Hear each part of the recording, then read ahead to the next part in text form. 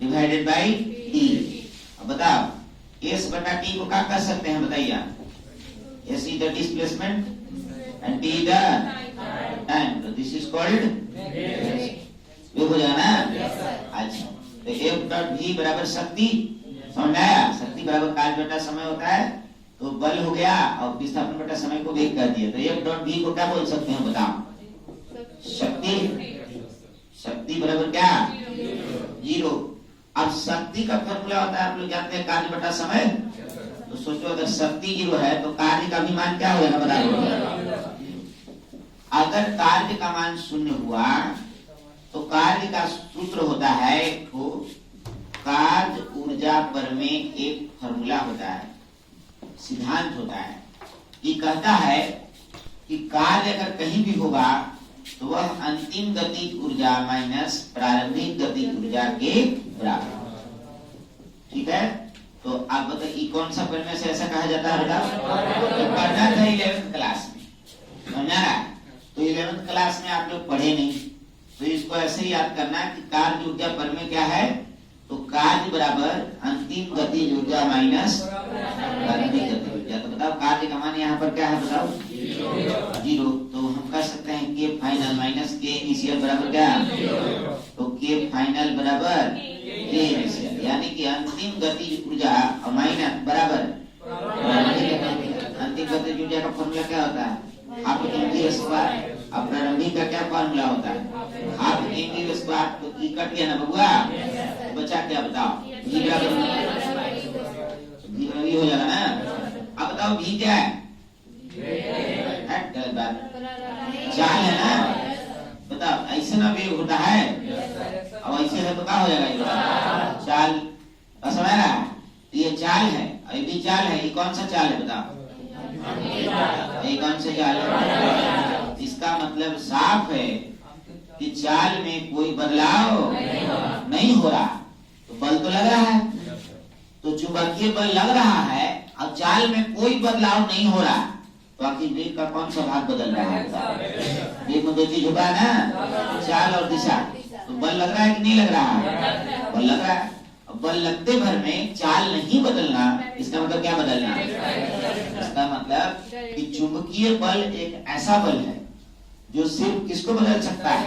Direction को। चाल में कोई बदलाव नहीं कर सकता है। तो प्रूव करने के लिए आता है कि आप प्रूव करके बताओ कि चुंबकीय बल जब लगेगा तो आवेश के चाल में कोई परिवर्तन नहीं होगा, सिर्फ दिशा बदलेगा।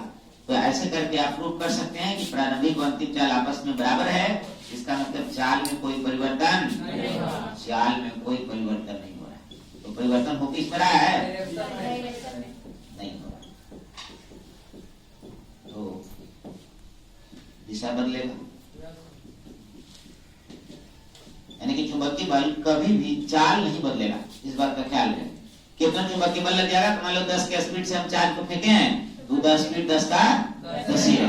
समझा? एक विशेष प्रकार का बल है ये।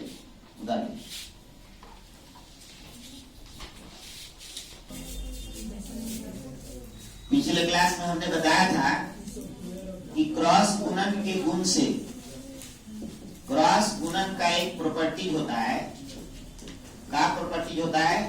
कि अगर किसी भी दो सदिशों का आप क्रॉस गुणन करो तो उससे जो नया सदिश मिलेगा वो सदिश वो दोनों सदिशों के क्या होगा? जैसे C equal to A cross B, तो C पक्का लंबवत होगा किसके? और C लंबवत होगा किसके? समझ आ रहा है? तो अगर ये दोनों के लंबवत है तो हम यहाँ से बोल सकते हैं A बराबर B क्रॉस B है, तो A लंबवत है किसके? B के। अब अगर ये लंबवत है तो इसका डॉट गुणन का मान क्या हो जाएगा? 0 हो जाएगा, है ना। एक भी cos 90 डिग्री कल बताए थे, तो cos 90 का वैल्यू 0, तो पूरा f डॉट v बराबर 0। अब f डॉट v होता क्या है? तो ये होता है शक्ति। अब शक्ति कैसे हुआ? तो शक्ति बराबर फॉर्मूला क्या होता है बताओ? कार्य बटा समय। अब कार्य का क्या होता है? f dot s divided by t। अभी विस्थापन, अभी क्या? समय को हम वेग कर सकते हैं ना। इसका मतलब शक्ति के दो फॉर्मूला हो गया, एक कार्य बटा समय जो आप पहले से जानते थे, और होता है क्या? f dot v।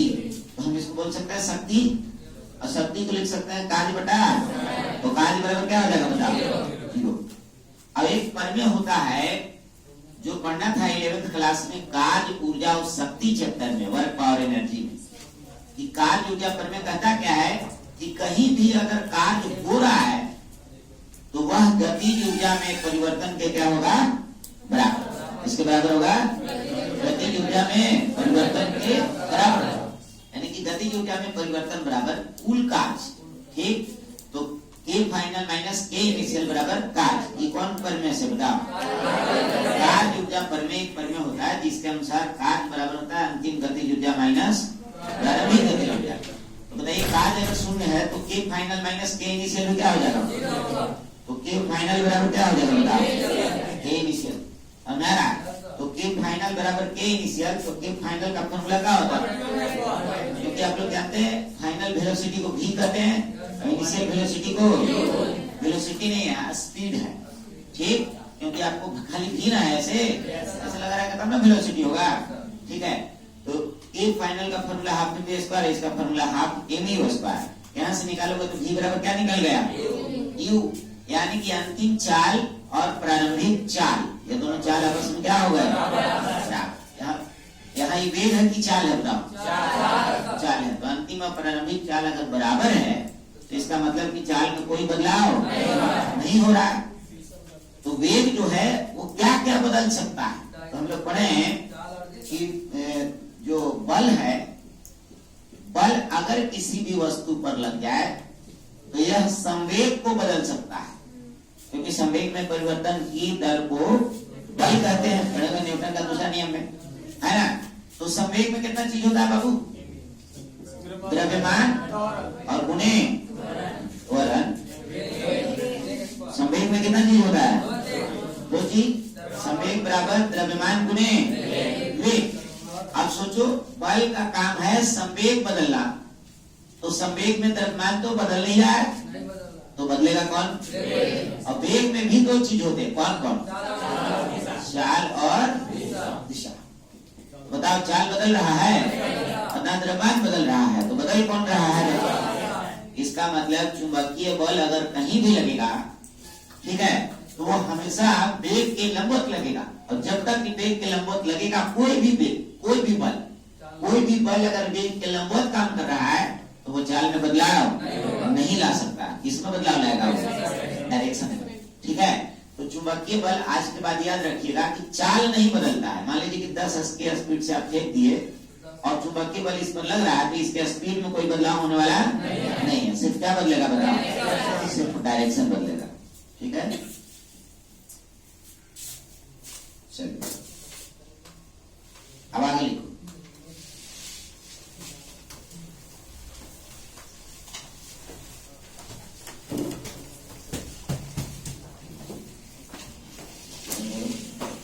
चुंबकीय क्षेत्र में मान लीजिए कि कोई चुंबकीय क्षेत्र इधर है, यहाँ पर एक हम तार रख दें, अब इस तार में धारा प्रवाहित करते, क्या प्रवाहित करते बताओ, धारा प्रवाहित करते, तो इस पर बल लगना चाहिए कि नहीं लगना चाहिए, अरे लगना चाहिए कि नहीं लगना चाहिए, लगना चाहिए।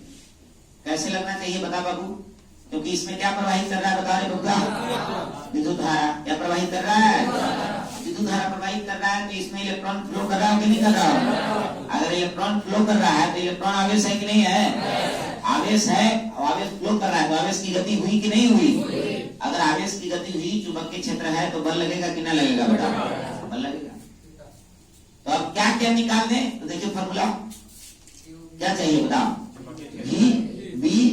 v थीटा और आवेश। अगर इस चालक में कितने आवेश प्रवाहित करना है ये बात मैं निकाल दूं, उनका वेग निकाल दूं, और चुंबकीय क्षेत्र सवाल में दिया हुआ है, देखिए क्वेश्चन में दिया हुआ है चुंबकीय क्षेत्र B और दोनों के बीच का एंगल कितना बताओ, थीटा। अच्छा एक बात, B का वैल्यू तो B के बराबर, थीटा का वैल्यू थीटा के बराबर, V का वैल्यू किसके बराबर, दिमाग लगाओ, जब इलेक्ट्रॉन, जब धारा का प्रवाह होता था तो इलेक्ट्रॉन प्रवाहित करते थे, है ना, तो उनके वेग को कुछ बोलते थे, याद है आप लोग को, क्या बोलते थे उसके वेग को, याद है, कौन सा वेग, अनुगमन वेग। अरे इलेक्ट्रॉन का वेग जब धारा प्रवाह करता था तो इलेक्ट्रॉनों के वेग को क्या कहा जाता था, अनुगमन वेग, यानी कि वेग हम यहाँ कह सकते हैं कि किसके बराबर हो जाएगा बताओ, अनुगमन वेग। सभी इलेक्ट्रॉनों का धारा प्रवाह के दौरान औसत वेग को कौन सा वेग कहा जाता था? यहाँ वेग किसके बराबर हो गया? अनुगमन वेग के। अब बी के बराबर है, थीटा थीटा दिया हुआ है। अब कोची चाहिए कि हमको बल निकल जाएगा दिमाग में, आवेश चाहिए ना।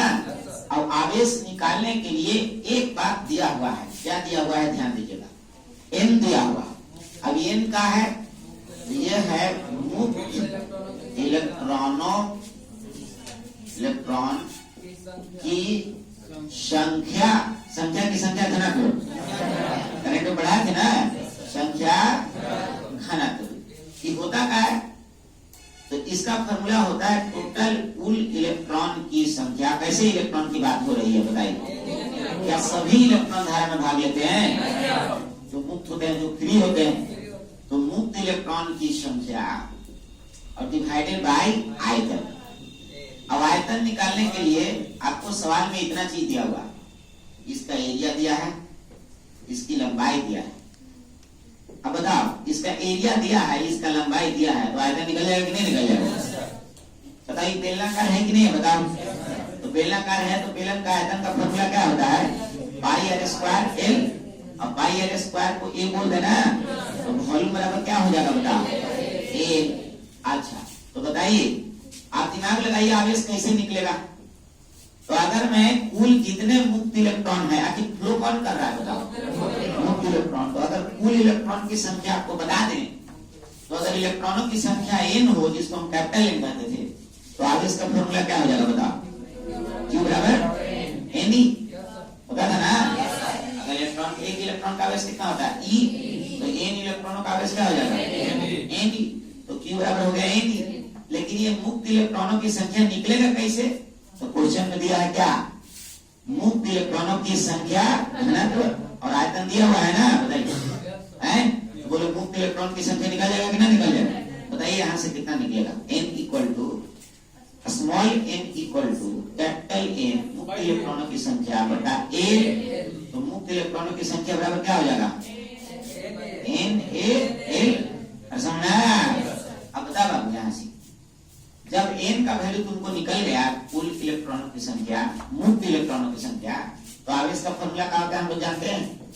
आवेश का फॉर्मूला की बराबर क्या होता है? n ई। अगर इलेक्ट्रॉन की संख्या n हो तो n ई, लेकिन सवाल में n नहीं है, स्मॉल n है, यानी कि इसके टर्म में दिया हुआ ना। n का वैल्यू हम लोग का क्या आया बता दूंगा? n a। तो q इक्वल टू n a l e। समझा?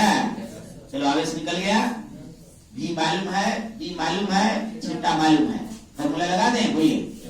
अब क्योंकि हम जानते हैं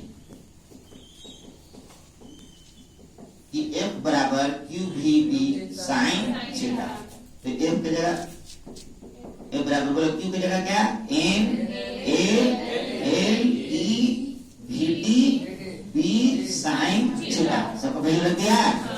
अब सवाल में आपको n ये सब नहीं दिया रहेगा, सवाल आपको कह रहा है धारावाही चालक पर चुंबकीय बल, यानी कि आपका जो बल का फॉर्मूला होना चाहिए वो धारा के टर्म होना चाहिए। कौन से टर्म होना चाहिए बताओ? अब बताया धारा है कि नहीं? यहाँ पे धारा है कि नहीं बताओ? है? दिमाग लगाओ। इतना कितना को धारा बोलते थे, याद है? किसको बोलते थे बताइए यहाँ पे धारा? हाँ बोलिए बाबू। अब आपको करना क्या है ना, कि जो लेंदी इतना फॉर्मूला है, इसको धारा के टर्म में बदल देना, क्योंकि आप कोची पर बल पढ़ रहे हो बताओ? धारा पर। तो धारा पर अगर बल पढ़ रहे हो तो फॉर्मूला कोची के टर्म में होना चाहिए बताओ?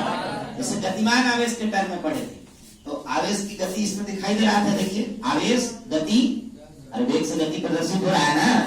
ये धारावाही चुंबकीय, धारावाही चालक पर चुंबकीय बल पढ़ रहे हो, इसमें धारा दिखाई देना चाहिए। तो धारा कैसे आएगा बताइए बाबू? करंट पता है ना? हाँ, NEVTA बराबर क्या होता है बताओ? एक में से NEVT को अलग कर लो, तो जब NEVT को अलग करोगे तो कितना बचेगा इसमें? F इक्वल टू बोलो NEVTA, तो ILB साइन थीटा। ठीक है, तो फॉर्मूला हो गया ILB साइन थीटा। और चूंकि यह सीधा धारा है ऐसे यहां से यहां तक, तो ये विस्थापन का काम करेगा कि नहीं करेगा बेटा? करेगा ना। तो हम ऐसा कर सकते हैं बबुआ, देखो तो IL क्रॉस B, बोलो कोई दिक्कत? अब बताए थे हम आप लोग को कि धारा तथा धारा की लंबाई ये दोनों के गुणनफल को हम कोची कहते हैं, याद है? धारा तत्व बोलते हैं ना, ये कोची है बताइए? चुंबकीय क्षेत्र। समझ आ रहा है? ये हो गया धारा तत्व, ये हो गया चुंबकीय क्षेत्र। तो बल का फॉर्मूला हो गया बताओ? F इक्वल टू, बताइए बाबू, IL क्रॉस B। ठीक, अब इसमें हम लोग को लगाना है डायरेक्शन निकालने के लिए। तो डायरेक्शन निकालने के लिए क्या लगाते थे, याद है? बोलो PTF है ना। P माने बोलो पाम, और T माने बोलो धाम। दुनिया के किसी भी कोने में अगर क्रॉस गुणन हो तो हम PTF ऐसे लिख करके अब हम बता सकते हैं कि किसके डायरेक्शन में क्या रखेंगे तो हमको इसकी दिशा कैसे मिलेगी। यानी क्रॉस गुणन की दिशा दर्शाने के लिए इसको हम लोग बोलते थे दक्षिण हस्त का कौन सा नियम बताओ? हथेली का नियम ना। तो ऐसे PTF लिख देंगे तो बताइए ई कौन सी बताएगा, बताओ? हथेली, ये कौन सी बताओ? अब अगर हम कहें कि इसका परिभाषा बोल दो, चारों उंगली, इसका परिभाषा बोल दो, तो बोल दोगे कि नहीं बोल दोगे? क्या बोल दोगे? चुंबकीय क्षेत्र की दिशा में कौन सी रखेंगे? ये चारों उंगली है ना। अब धारा यानी कि विस्थापन IL धारा तत्व की दिशा में क्या रखेंगे? अंगूठा। तो बल की दिशा कौन बता रहा? हथेली। अब हम दो कंफ्यूजन था, एक प्लस एक माइनस, यहाँ कोई कंफ्यूजन की बात नहीं है। आपको पता है धारा उधरे जाता है जिधर पॉजिटिव चार्ज जाता है। तो बताइए बल किस तरफ से देखेंगे? आगे वाले पार्ट से कि पीछे वाले पार्ट से? है ना। वहां पर दो चार्ज हो जाता था, एक प्लस चार्ज एक कैसा चार्ज? Minus charge. तो प्लस चार्ज का आगे से देखते थे ये वाला पार्ट से, माइनस का किधर से देखते थे? ये वाला पार्ट से। लेकिन इधर पीछे जाने की जरूरत नहीं है, क्योंकि धारा पॉजिटिव चार्ज के जैसा होता है ना। बस ना, धारा किसके जैसा होता है? धारा की गति पॉजिटिव चार्ज के जैसा होता है। तो आगे वाला भाग बताएगा। तो बोलो इसको आप लैंग्वेज में लिख ले सकते हो कि नहीं लिख सकते हो? कैसे लिखोगे बताओ? चुंबकीय क्षेत्र की दिशा में चारों उंगली तथा धारा तत्व की दिशा में अंगूठा को रखने पर हथेली के द्वारा बल की दिशा दर्शाई जाती है। हम बोले लैंग्वेज अगर नहीं भी रखते हैं और खाली PTF लिख दीजिए कहीं भी क्रॉस गुणन में, तो आपको पता चल जाएगा कि किसके डायरेक्शन में क्या डालना है। ठीक, तो चलिए ये हो गया बड़ा भाग के लिए। अगर हम छोटा भाग के लिए बात करेंगे तो क्या हो जाएगा? थोड़ा दिमाग लगाओ।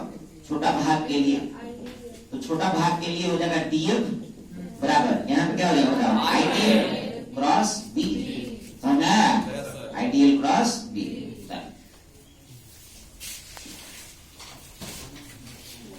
धारावाही चालक, माना कि कोई धारावाही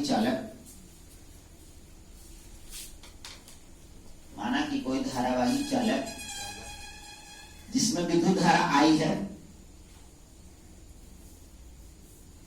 जिसमें विद्युत धारा I है,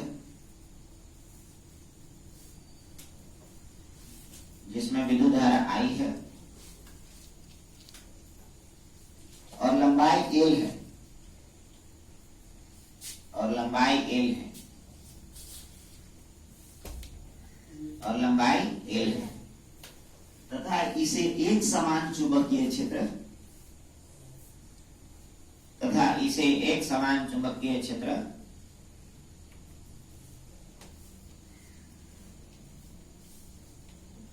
तथा इसे एक समान चुंबकीय क्षेत्र B में, एक समान चुंबकीय क्षेत्र B में थीटा कोण पर रखा गया है, थीटा कोण पर रखा गया है। देखो बाबू, थीटा कोण पर रखा गया है। लैंग्वेज में क्या क्या दिखना चाहिए? तो जो जो फार्मूला में आया ना वही दिखना चाहिए। तो देख बाबू, फार्मूला में क्या आया? बोल बाबू, फार्मूला में क्या आया बाबू? बताओ। I आया, L आया, B आया, थीटा आया, थीटा है ना। इतना बात आपको फार्मूला लैंग्वेज में दिखाई देना चाहिए। ठीक है, इतना बात लैंग्वेज में लिख लिए। अब बाकी जो आपने काम किया इस सब के बारे में तो हम लिख ही दिए, सब कुछ है। कैपिटल एन क्या है? मुक्त इलेक्ट्रॉनों की संख्या। स्मॉल एन क्या है? इस सबको बीच में लिख दिया करिए, बस है ना, इसको डाल दो।